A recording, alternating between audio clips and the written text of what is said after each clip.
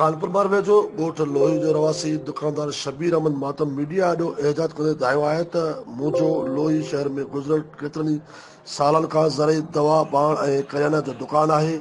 जॾहिं त मुंहिंजे दुकान जी रक़म 20 लख रुपया बासर माण्हू भुट्टो कलेरी पुट मोहब्बत कलेरी हुसैन फ़कीर पुट चनेसर फ़कीर महर ऐं ॿुढो बुकारी पुट अनवर बुकारी ॾांहुं रहिजी वई, जिन खां काफ़ी वक़्त खां रक़म घुरी रहियो हुयुसि पर हू कर्ज़ न ॾेई रहिया हुआ।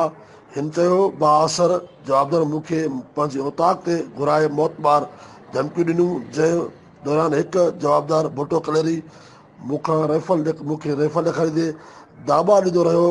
हिन चयो त बाअसर जवाबदार मूंखे नुक़सानु पहुचाईंदा, तंहिं करे मुंहिंजी ज़िंदगी खे ख़तरो आहे। हिन डीआईजी सकर फिदा हुसैन मस्तोई एसएसपी घोटकी उमर तुफैल एसएचओ खानपुरमहर अख्तियार पावर ऐं शाहपुरमहर चौकी इंचार्ज खां मुतालबो कयो त मूंखे मौतबार धमकियूं ॾींदड़ जवाबदार ख़िलाफ़ फौरन कार्रवाई करे मूंखे पंहिंजो कर्ज़ ॾियारियो वञे।